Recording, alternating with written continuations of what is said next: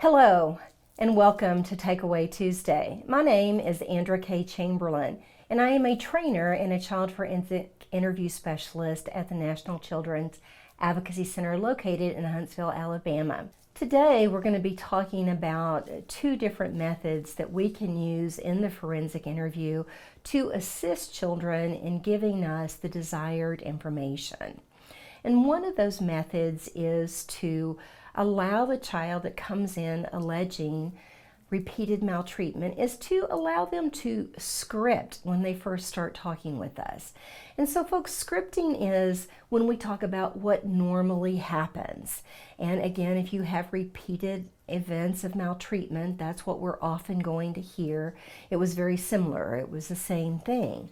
And our challenge then becomes as we ask children, well, I want to talk to you about one event.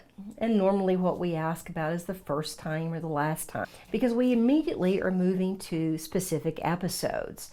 And the research is saying that what we should do instead is allow the children to script.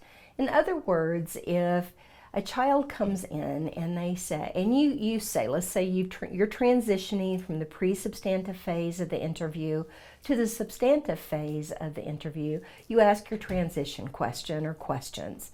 And one of the questions here at NCAC that we like to ask is, what did you come here to talk to me about today? And if the child says, I came here to talk to you about mom hitting, then as an interviewer, my next question would be, tell me about mom hitting. I just want to know in general what occurs when mom hits. And as that child is giving me information, I am listening within that script to see if there's any specific cues that would alert me to some episodic memories, knowing that I'm going to go back and ask about that episodic cue that the child gave. Well, you've talked to me about mom hitting you, and you've talked to me about the paddle, but you also said there was one time that mom hit you with the belt. Talk to me about the one time that mom hit you with the belt. Now, another issue and another way that we can assist children in giving us elements of different repeated events is to conduct an effective narrative practice.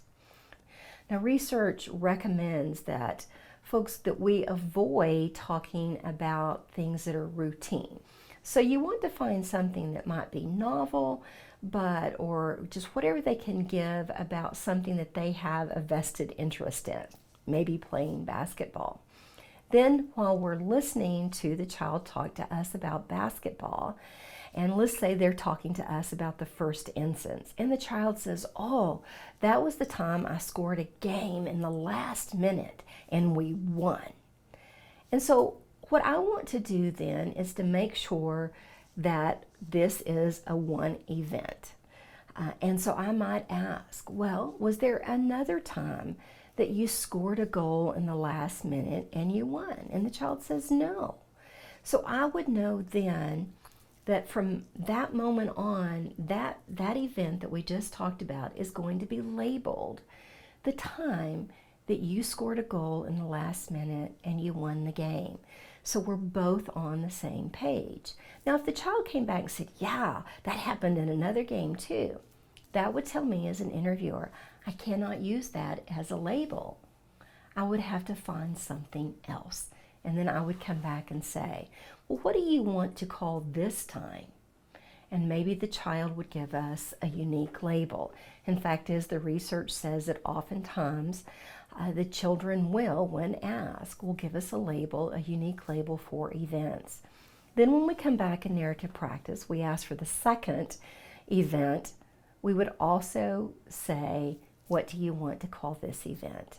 And folks, what we're doing as interviewers when we do this type of narrative practice is we're teaching children to give us some unique events about repeating events.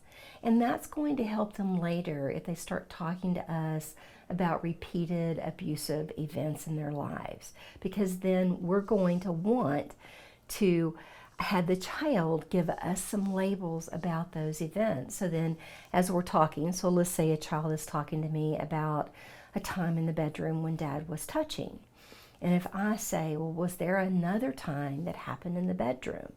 child says no, then I may say, okay, well, you said there was this one time in the bedroom. So that's going to be our label. And let's say we go on, we move on through the interview, but geez, I remembered that I need to ask something else about the time in the bedroom. And what I would say is, I want to go back and talk to you some more about the time in the bedroom. And that would be, then that's signaling that I'm changing and I'm going back to the time in the bedroom, and then the child and I should be on the same page. So folks, let kids script first. Listen as they're scripting for any of those episodic cues that will lead you to gather information about specific events, and then conduct a highly effective narrative practice, because remember, that is your teaching moment in the forensic interview. If you'd like more information, please check out calio.org. Also look at the NCAC Virtual Training Center for different webinars and seminars that have been recorded with experts in the field. And as always, if you have any questions or comments, please email me at the link below. Thanks and have a great day.